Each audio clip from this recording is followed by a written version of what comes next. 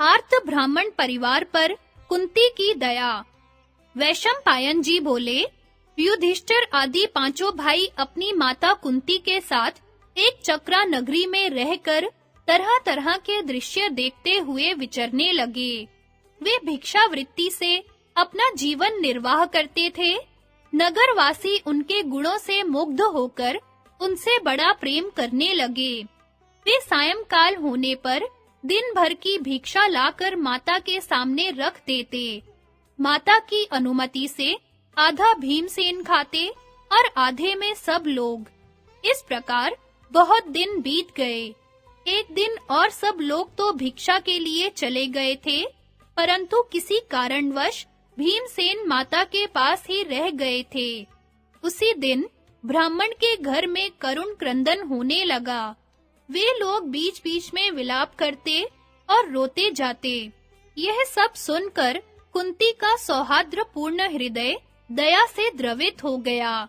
उन्होंने भीमसेन से कहा, बेटा, हम लोग ब्राह्मण के घर में रहते हैं और ये हमारा बहुत सत्कार करते हैं। मैं प्राय यह सोचा करती हूँ कि इस ब्राह्मण का कुछ ना कुछ उपकार करना चाहिए।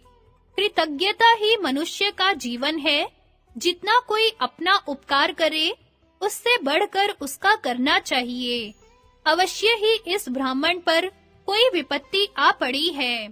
यदि हम इसकी कुछ सहायता कर सकें, तो वो ऋण हो जाएं। भीमसेन ने कहा, माँ, तुम ब्राह्मण के दुख और दुख के कारण का पता लगा लाओ। मैं उनके लिए कठिन से कठिन काम भी करूँगा।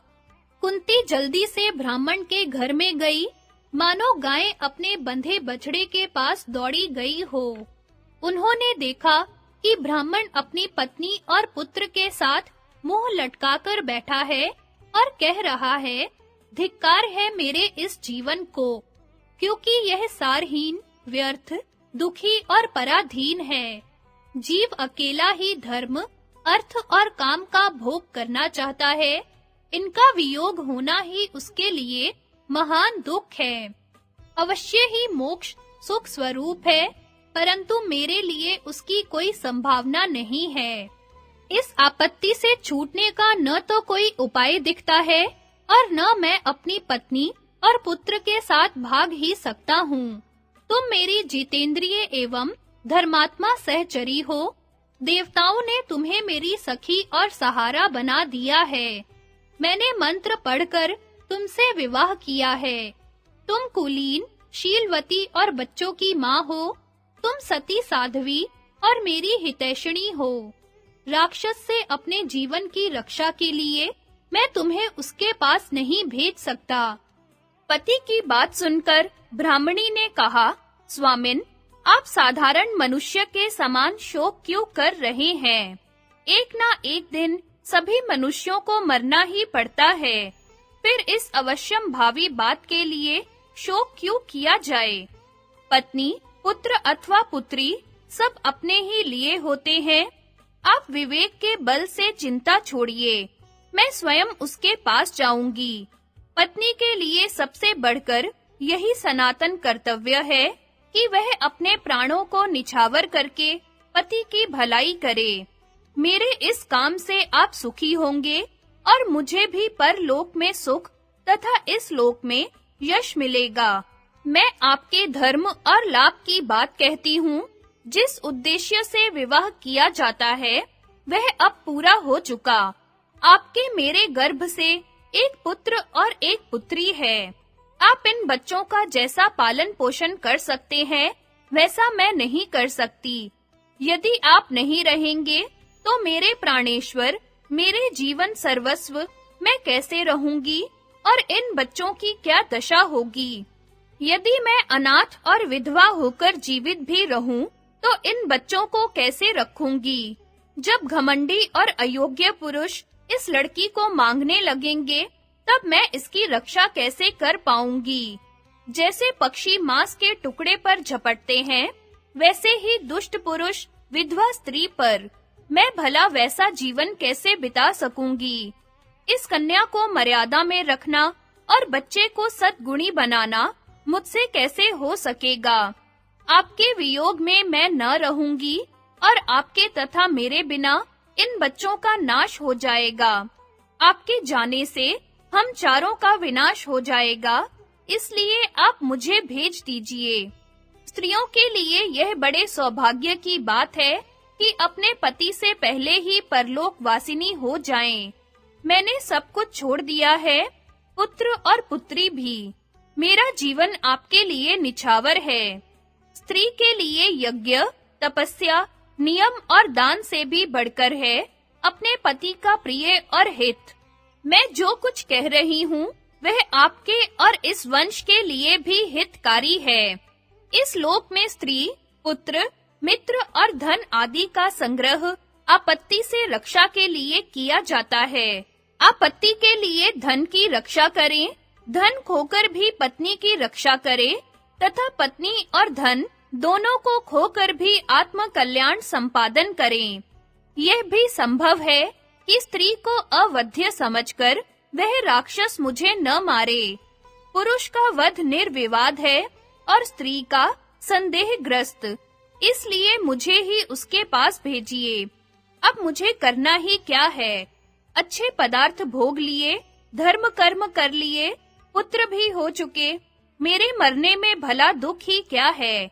मेरे मर जाने पर आप तो दूसरा विवाह भी कर सकते हैं, क्योंकि पुरुष के लिए अधिक विवाह अधर्म नहीं है और स्त्री के लिए तो महान अधर्म है।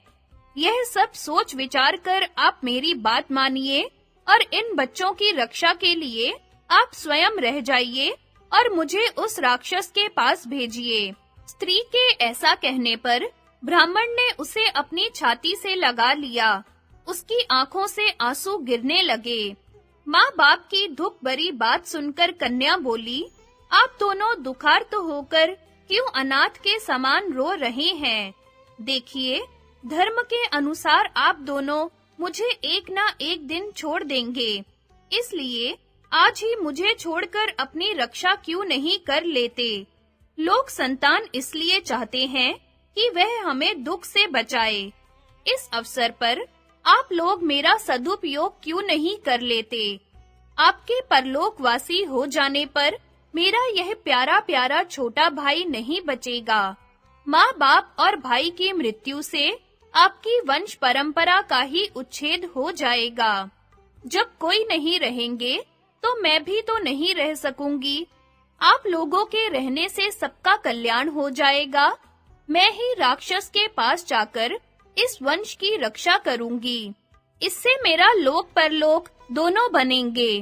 कन्या की यह बात सुनकर माँ-बाप दोनों रोने लगे। कन्या भी बिना रोए न रह सकी।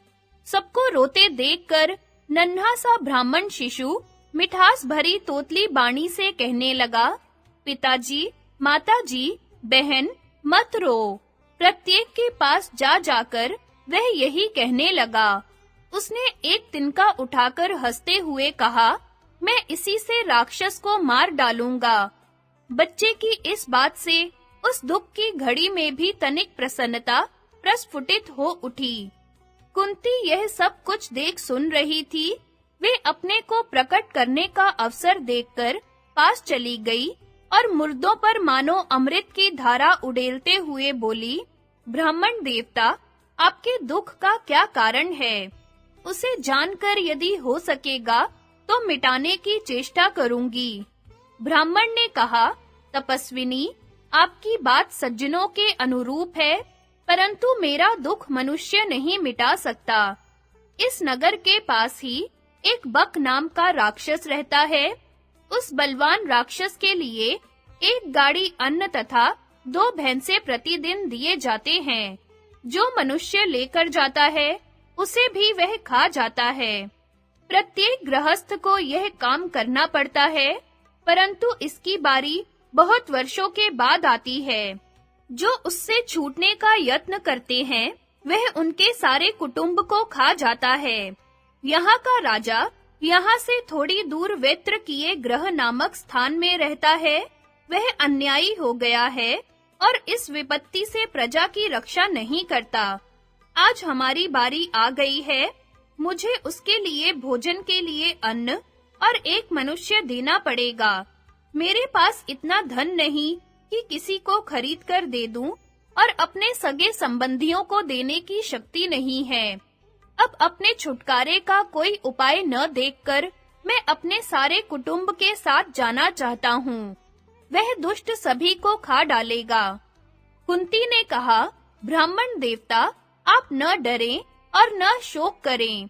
उससे छुटकारे का उपाय मैं समझ गई। आपके तो एक ही पुत्र और एक ही कन्या है। आप दोनों में से किसी का जाना भी मुझे ठीक नहीं लगता। मेरे 5 लड़के हैं, उनमें से एक पापी राक्षस का भोजन लेकर चला जाएगा। ब्राह्मण ने कहा, हरे हरे, मैं अपने जीवन के लिए अतिथि की हत्या नहीं कर सकता। अवश्य ही आप बड़ी कुलीन और धर्मात्मा हैं, तभी तो ब्राह्मण के लिए अपने पुत्र का भी त्याग करना चाहती हैं। मुझे स्वयं अपने कल्याण की बात सोचनी चाहिए। आत्मवध और ब्राह्मण वध के विकल्प में मुझे तो आत्मवध ही श्रेयस्कर जान पड़ता है। ब्रह्म हत्या का तो कोई प्रायश्चित नहीं। अनजान में भी ब्रह्म हत्या करने की अपेक्षा अपने को नष्ट कर देना उत्तम है। मैं अपने आप तो मरना चाहता नहीं, दूसरा कोई मुझे मार डालता है तो इसका पाप मुझे नहीं लगेगा। चाहे कोई भी हो जो अपने घर आया, शरण में आया, जिसने रक्षा की, याचना की, उसे मरवा डालना बड़ी नृशंसता है। आपत्ति काल में भी निंदित और क्रूर कर्म नहीं करना चाहिए।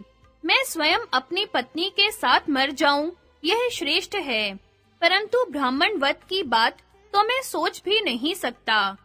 कुंती ने कहा, ब्राह्मण, मेरा भी यह दृढ़ निश्चय है कि ब्राह्मण की रक्षा करनी चाहिए। मैं भी अपने पुत्र का अनिष्ट नहीं चाहती हूँ, परंतु बात यह है कि राक्षस मेरे बलवान, मंत्र सिद्ध और तेजस्वी पुत्र का अनिष्ट नहीं कर सकता। वह राक्षस को भोजन पहुंचाकर भी अपने को छुड़ा लेगा, ऐसा मेरा दृढ़ निश्चय है। अब तक न जाने कितने बलवान और विशालकाय राक्षस इसके हाथों मारे गए हैं। एक बात है, इसकी सूचना आप किसी को न दें, क्योंकि लोग यह विद्या जानने के लिए मेरे पुत्रों को तंग करेंगे। कुंती की बात से ब्राह्मण परिवार को बड़ी प्रसन्नता हुई। कुंती ने ब्राह्मण के साथ जाकर भीमसेन से कहा कि तुम यह काम कर दो। भीमसेन ने बड़ी प्रसन्नता के साथ माता की बात स्वीकार कर ली।